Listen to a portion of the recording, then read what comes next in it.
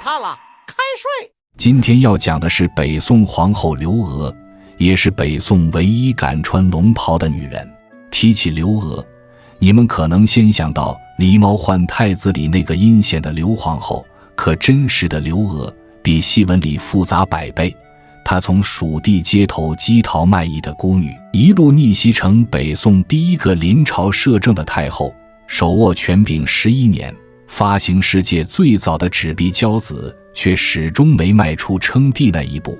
她有吕雉、武则天的治国之才，却没他们的狠辣决绝。她在男权如铁的北宋朝堂，硬是用智慧凿出一片天地，却也因穿地服祭天的争议，被后世骂了1000年。拿起你电量还有80%的手机，设置好听抖音模式，咱们先从刘娥的苦日子说起。公元969年，刘娥出生在四川成都的一个武将家庭，爹刘通是宋太祖手下的指挥使，本以为能安稳长大，可命运偏要跟他开玩笑。刘娥刚出生没多久，爹就战死沙场，家道瞬间中落。母亲庞氏带着她回娘家投奔，可没过几年，母亲也病逝了。年仅10岁的刘娥一夜之间成了无依无靠的孤儿。为了活命，刘娥只能跟着外祖父家的人学本事。她嗓子好，手灵活，很快就练会了击陶，就是摇着带手柄的拨浪鼓唱歌，走街串巷卖艺讨生活。那时候的成都街头，总能看到一个瘦小的姑娘，摇着陶鼓，唱着蜀地小调，路人扔几个铜板，她就赶紧弯腰道谢。这种看人脸色、朝不保夕的日子，让她早早尝遍了人情冷暖，也练出了察言观色的本事，知道什么时候该低头，什么时候该坚持。后来外祖父家实在养不起她，就把她卖给了银匠龚美。龚美手艺不错，可家境贫寒，在成都混不下去，就带着刘娥一路北上，想去开封碰碰运气。一路上两人风餐露宿，龚美靠打银器赚路费，刘娥就偶尔击陶帮衬，日子过得紧巴巴的。谁也没想到，这次开封之行会彻底改变刘娥的命运。到了开封，龚美租了个小铺子打银器，因为手艺好，人实在，很快就攒了点名气，还认识了时任韩王赵恒的侍从。赵恒是宋太宗的第3子，当时才10几岁，正是好奇爱玩的年纪。听说有个蜀地来的姑娘，不仅长得漂亮，击陶唱曲还特别好听，就缠着侍从要见一见。龚美是个聪明人，知道这是个千载难逢的机会，韩王是皇子，要是刘娥能得宠，自己也能跟着沾光。于是他谎称刘娥是自己的妹妹，主动把她送到了韩王府。刘娥初见赵恒时一点都不怯场，她穿着朴素的蜀锦衣裳，抱着陶鼓唱了首家乡小调，声音清亮，眼神干净，一下子就抓住了赵恒的心。赵恒对刘娥着了迷，每天都跟她待在一起，谈诗论画，说些朝堂趣事。刘娥虽然没读过多少书，却脑子灵活，悟性高，赵恒说的话她都能接得上，还能偶尔提出自己的小见解。比如跟赵恒聊起蜀地的商业，他说蜀地多产丝绸茶叶，可路远难运，要是能有方便携带的钱就好了。这话后来还真成了他发行骄子的伏笔。可这段皇子与民间女子的恋情很快就传到了宋太宗耳朵里。宋太宗一听就火了，自己的儿子怎么能跟一个市井卖艺女厮混？不仅丢皇家脸面，还可能影响赵恒的前途。他当即下令，让赵恒把刘娥赶出韩王府，还亲自为赵恒挑选了开国功臣潘美的女儿做王妃，断了赵恒的念想。赵恒舍不得刘娥，可父命难违，只能偷偷把刘娥安置在亲信张琪家里。张琪知道这是韩王的心肝宝贝，不敢怠慢，专门收拾了院子让刘娥住，还派专人照顾她的饮食起居。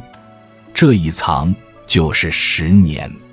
10年里，刘娥没抱怨过一句，也没闲着。她知道，光靠美貌和温柔留不住赵恒一辈子，更不可能在皇家立足。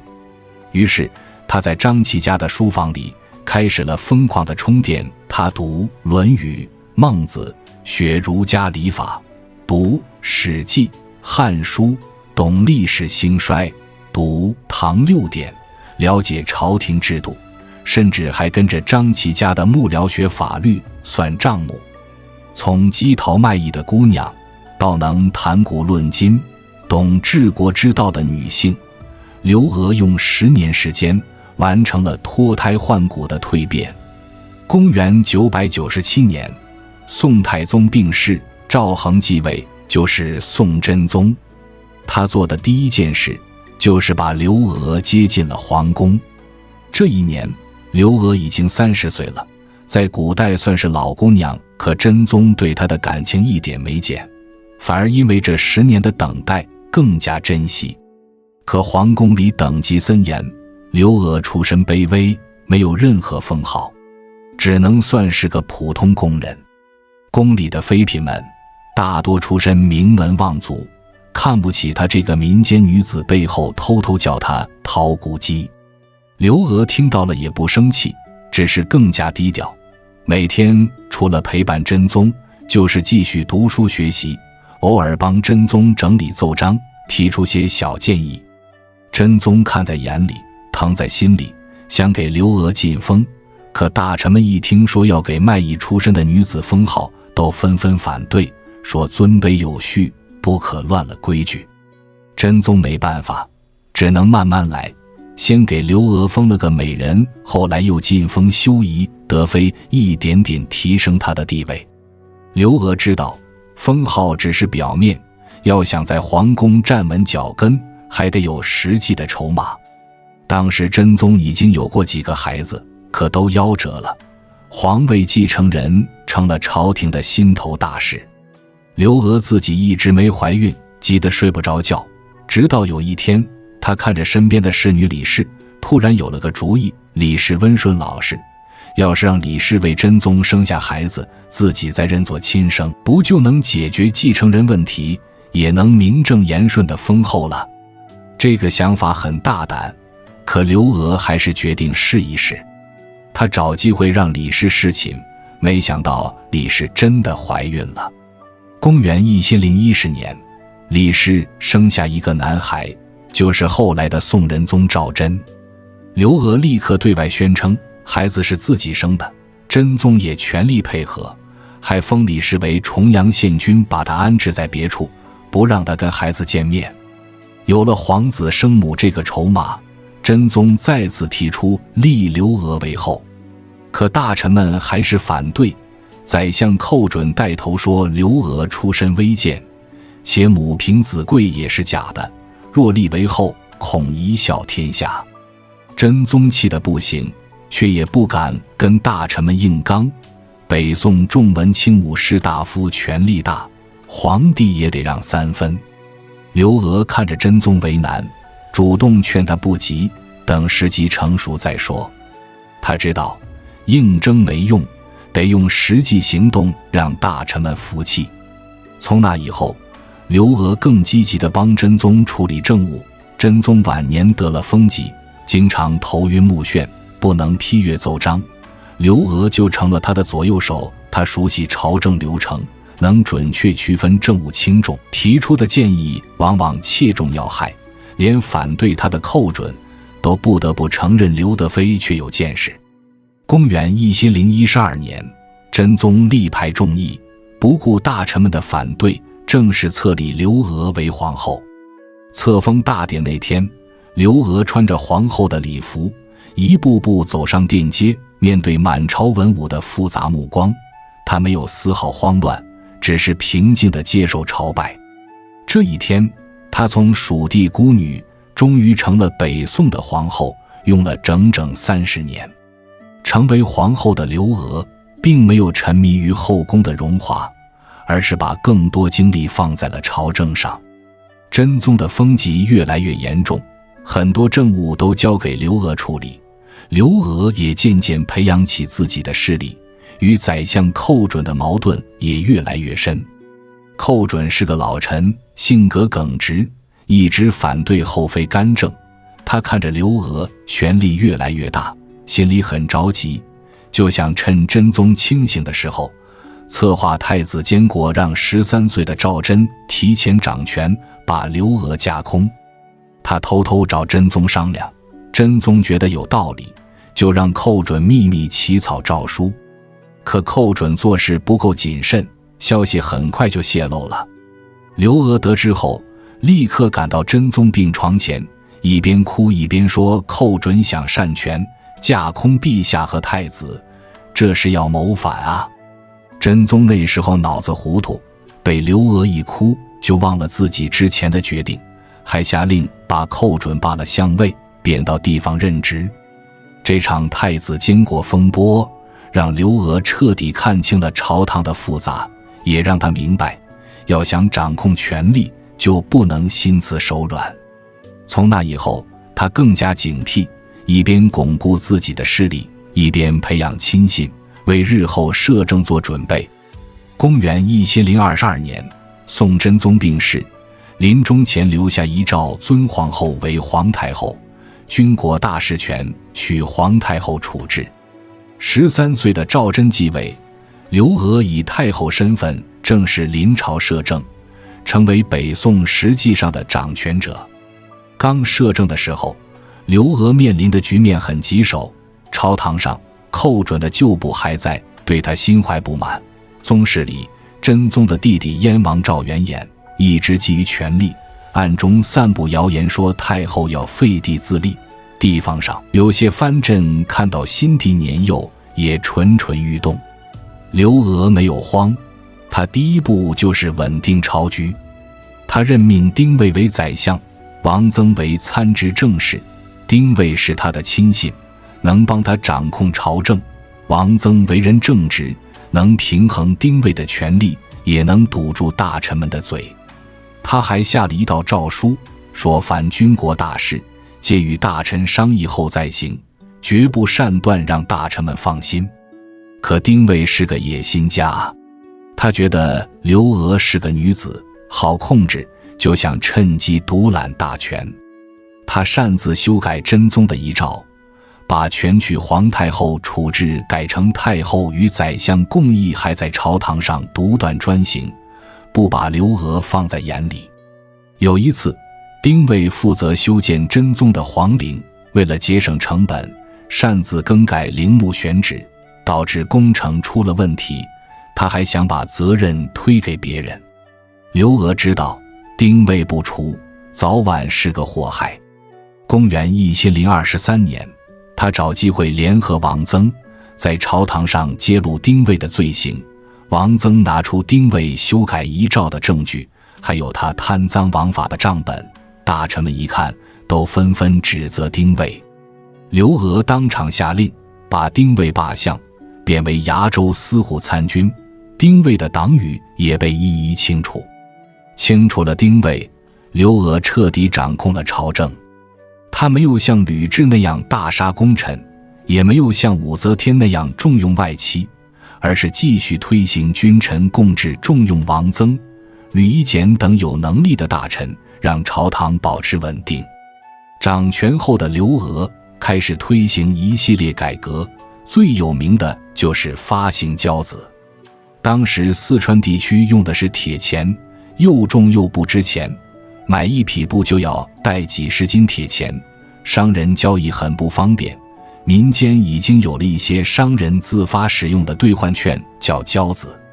刘娥觉得这是个好办法，就下令设立交子务，由朝廷统一管理交子的发行，规定交子的面额、流通范围，还建立了准备金制度，防止滥发。世界上最早的纸币就这么诞生了。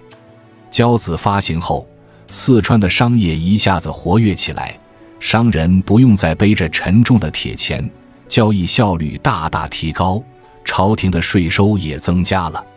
直到现在，四川还有交子故里的纪念馆，纪念刘娥这个创举。除了经济改革，刘娥还在政治、民生上做了很多实事。政治上，他完善科举制度，扩大录取名额，让更多寒门子弟有机会当官，打破世家大族对官场的垄断。民生上，他多次下令减免灾区的赋税，还派人治理黄河、疏浚运河，减少水患，让百姓能安心种地。有一年，山东、河南发生旱灾，粮食颗粒无收，百姓流离失所。刘娥立刻下令开仓放粮，还派官员到灾区赈灾，给灾民分发种子和农具，帮助他们恢复生产。大臣们担心国库不够，劝他节省开支，刘娥却说百姓是根本，救百姓就是救国家，还带头缩减后宫开支，把省下的钱都用在赈灾上。刘娥虽然掌权，却一直严格约束外戚。她的前夫宫美后来改姓刘，认作他的兄长。刘娥只给了他一个开府仪同三司的荣誉头衔，没有给他任何实权。他的侄子刘从德、刘从广虽然也入朝当了官，却只能做些闲散差事，不能参与核心政务。有一次，刘从德想求刘娥给个肥差，刘娥严厉地说：“外戚干政是祸根，我不能让刘家重蹈吕氏的覆辙。”还把刘从德批评了一顿。他甚至还对大臣们说：“无不认为吕太后所谓明确表示自己不会像吕雉那样纵容外戚，更不会篡夺皇位。”这句话让很多担心他称帝的大臣都松了一口气。可权力这东西一旦握久了，难免会有越界的想法。刘娥摄政后期，觉得自己功劳不小，想在祭祀太庙的时候穿一次帝王的衮服。衮服是皇帝的礼服，上面绣着12章文，代表着至高无上的权力。后妃穿衮服，在历史上从来没有过。消息一传开，朝堂立刻炸了锅，大臣们纷纷反对。翰林学士宋寿说，太后是女性，穿帝服祭天是僭越礼法，会让天下人笑话。还有大臣说，太后若穿帝服，与皇帝何异？难道想废帝自立？刘娥很生气，她觉得自己为北宋付出这么多，穿一次帝服怎么了？可她也知道不能跟大臣们硬刚，北宋士大夫不好惹，真闹起来自己的权力可能会动摇。最后她采纳了宋寿的折中方案，衮服上的12章文减去5章，去掉象征帝王权力的日月星辰等图案，保留其他纹样，既满足了自己的心愿，也给了大臣们台阶下。祭祀那天，刘娥穿着改制后的衮服，站在太庙的祭台前，看着祖宗的牌位，眼神复杂。她或许有过称帝的念头，可最终还是守住了底线。这场帝服争议成了他一生最受争议的事件，也让后世对他的评价多了几分质疑。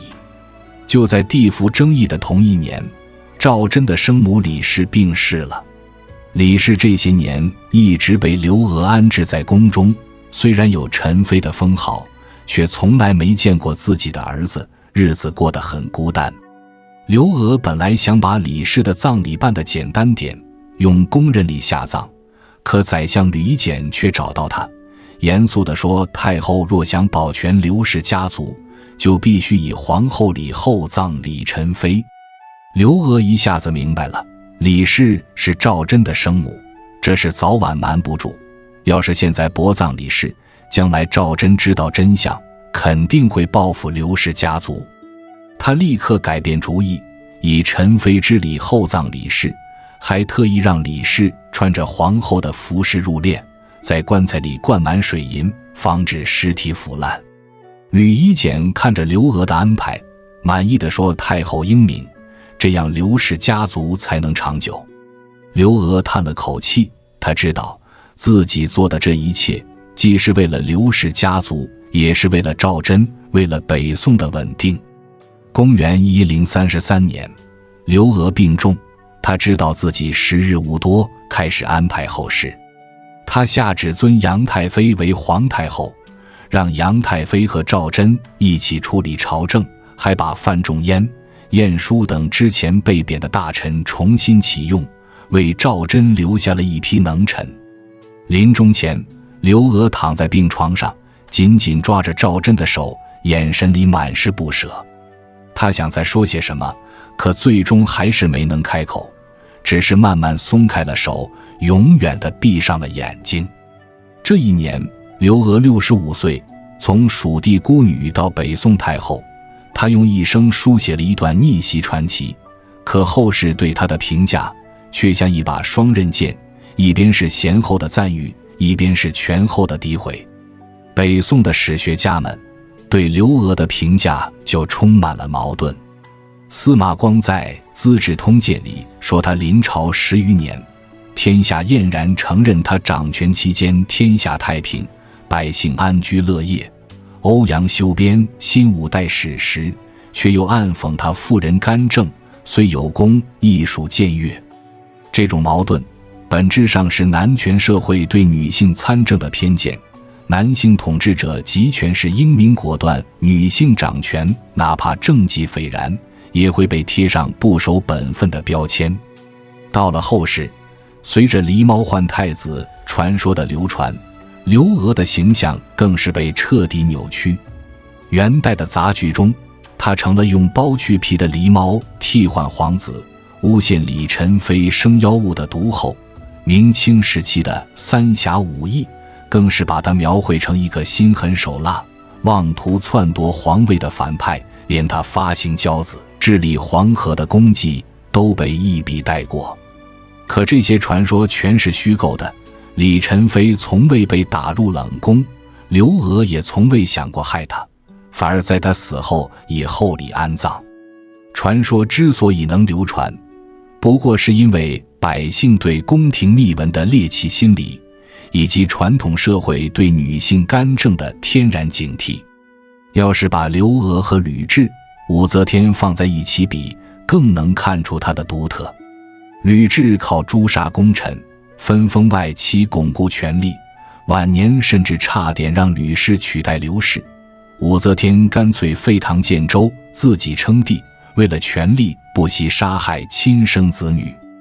而刘娥虽然也清除了丁谓，罢黜了寇准，却从未大肆杀戮，反而对反对者手下留情。寇准被贬雷州后，他没再赶尽杀绝，甚至允许他在当地著书里说，丁谓虽然被贬到偏远的崖州，却也能安度晚年。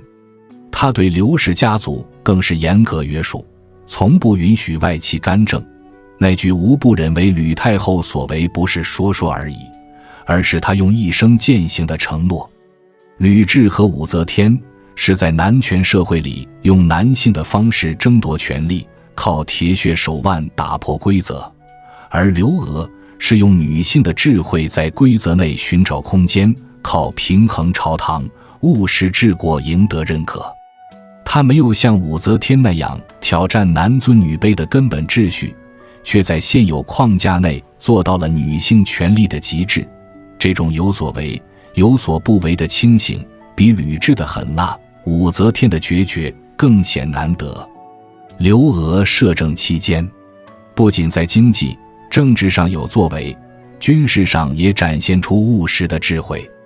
当时北宋的边境并不太平，北方的辽朝虽然和北宋签了澶渊之盟，却仍在边境囤积兵力，时不时搞点摩擦。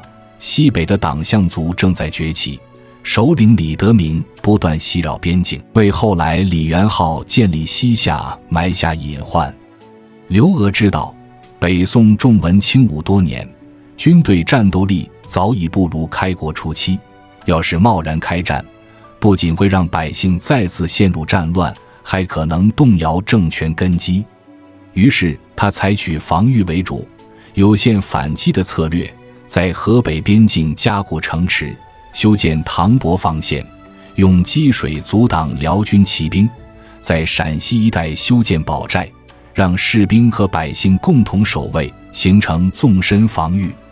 对辽朝，他坚持按时缴纳岁币，不主动挑起冲突。毕竟对当时的北宋来说，每年30万两银绢的岁币比打一场仗的花费少得多，用小钱换和平是最划算的选择。对党项族，他则恩威并施。李德明来朝贡时，他厚赏金银珠宝，封他为定南军节度使，安抚他的情绪。可要是党项族敢袭扰边境，他也绝不手软，派禁军前去反击。几次下来，李德明知道北宋不好惹，也就暂时收敛了野心。刘俄的军事政策虽然看起来不够热血，却为北宋争取了11年的和平发展时间，让百姓能安心种地，国库也慢慢充盈起来，为后来仁宗时期应对西夏崛起积累了国力。刘俄和北宋士大夫的互动更是充满了柔性的智慧。北宋的文官集团权力极大，他们以儒家礼法为武器，动不动就以死谏要挟，连皇帝都得让他们3分。刘俄摄政后，面对的就是这样一群不好对付的对手。寇准反对他干政，他没有像吕雉那样把寇准满门抄斩，只是把他贬到地方。范仲淹上书劝他还政于地，他虽然生气，却也只是把他贬到苏州，没再进一步惩罚。后来范仲淹在苏州治水有功，他还主动把他调回京城，委以重任。他知道士大夫是北宋政权的基石，不能靠压制让他们屈服，只能靠尊重和认可赢得他们的支持。有一次，大臣鲁宗道当着满朝文武的面质问他，太后难道想做武则天第2吗？语气尖锐，满朝文武都以为刘俄会发怒，可他只是平静地说，我若想称帝，早在摄政之初就做了，何必等到现在？我所做的一切都是为了大宋的稳定，为了太子能顺利亲政。一句话就化解了尴尬，也让大臣们放下了戒备。这种不疾不徐、以理服人的态度，比任何强硬手段都更能收服人心。刘俄的个人品德也值得称道。他虽然身处权力巅峰，却始终保持着节俭的习惯。后宫的妃嫔们都喜欢穿华丽的衣服，戴名贵的首饰，可刘俄的衣服大多是素色的绸缎，首饰也只有几件简单的银饰。有一次，他的侄女想让他赏赐一件金饰，刘俄拒绝了，说现在国库还不充盈，百姓日子也不好过，我身为太后，更要以身作则，不能铺张浪费。他不仅自己节俭，还下令缩减后宫开支，把省下的钱用在治理黄河赈灾上。他还特别有自省意识。晚年因为地府争议引发朝野非议后，他私下对亲信说，我当时只想着自己辛苦这么多年，穿一次地服也无妨，却忘了礼法的界限，让大臣们不满，是我错了。这种能正视自己错误的态度，在帝王中并不多见。临终前，他特意叮嘱仁宗罢黜宫中冗余的宫女太监，减轻国库负担，甚至连自己的葬礼都要求从简，不要浪费人力物力。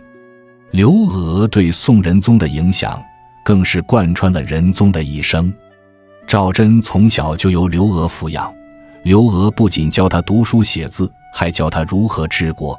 他会把大臣的奏章拿给赵祯看，让他试着分析利弊，然后再耐心讲解自己的思路。他会带赵祯去灾区视察，让他亲眼看看百姓的苦难，告诉他百姓是国家的根本，只有让百姓过上好日子，国家才能稳定。赵祯亲政后，推行庆历新政，减免赋税，整顿吏治，其实都是延续了刘俄时期的政策。他重用范仲淹、包拯等贤臣，形成君臣共治的局面，开创仁宗圣治也离不开刘俄早年的教导。可以说，没有刘娥的悉心培养，就没有后来那个宽厚仁爱的宋仁宗，更没有那个经济繁荣、文化昌盛的仁宗时代。刘娥病逝后，刘氏家族的命运也印证了他的远见。仁宗刚知道自己的生母是李宸妃时，确实很生气，甚至派人包围了刘氏家族的府邸，想查清真相。可当他看到李宸妃以皇后礼厚葬，尸身完好，服饰尊贵，甚至还穿着刘娥赏赐的皇后礼服时，一下子就明白了刘娥的苦心。他不仅没有追究刘氏家族，反而下令厚赏刘美、龚美的子孙，让他们继续在朝为官。刘氏家族没有像吕氏那样在掌权者死后被清算，也没有像武氏那样在武则天退位后衰落，反而能在北宋中期保持中等贵族的地位，靠的就是刘娥生前的安排，不纵容外戚干政，不留下任何把柄，用仁厚和智慧为家族铺好了后路。现在在河南开封的北宋都城遗址，还能看到当年刘娥临朝听政的宫殿遗迹。河南巩义的永定陵，刘娥和宋真宗合葬在一起，墓碑上刻着她的谥号，彰显明肃皇后，这是北宋第一个4字谥号，打破了皇后谥号只用2字的惯例，是对她一生功绩的认可。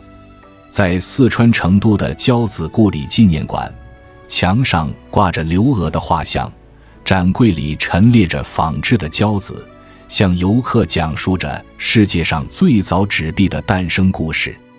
这些遗迹虽然历经千年风雨，却依然在诉说着刘娥的传奇。从现代女性主义的视角看，刘娥的故事更具特殊意义。她出身底层，没有任何背景，却凭借自己的努力和智慧，在男权主导的北宋朝堂上站稳脚跟，成为实际的掌权者。他没有靠美貌取悦男性，也没有靠家族势力，而是靠自己的能力，懂治国，善平衡，能务实，证明了女性和男性一样，具备治理国家的才能。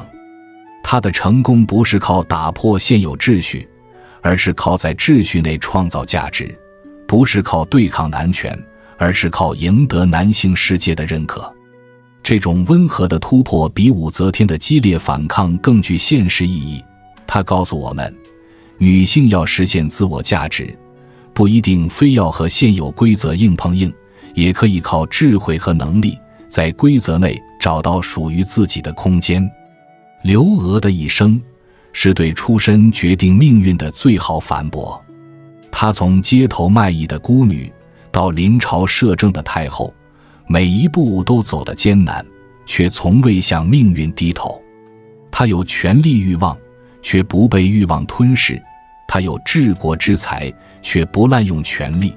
她在男权社会里活成了女性的榜样，却也因性别受到了不公正的评价。现在我们再提起刘娥，不应该只想到《狸猫换太子》里的反派，而应该记住那个发行交子、治理黄河、为仁宗圣治奠定基础的务实太后，记住那个在权力巅峰仍能保持清醒、约束外戚的清醒统治者，记住那个在男权如铁的时代用智慧凿出一片天地的女性先驱。刘娥的故事跨越千年依然能打动我们，不是因为它有多完美，而是因为它的真实。它有野心，也有底线，有智慧，也有妥协，有成就，也有争议。它让我们看到，女性在任何时代都能发光发热，只要有韧性，有智慧，有担当，哪怕身处泥泞，也能活成参天大树。这种精神才是刘娥留给我们最宝贵的财富，也是我们今天依然要学习的力量。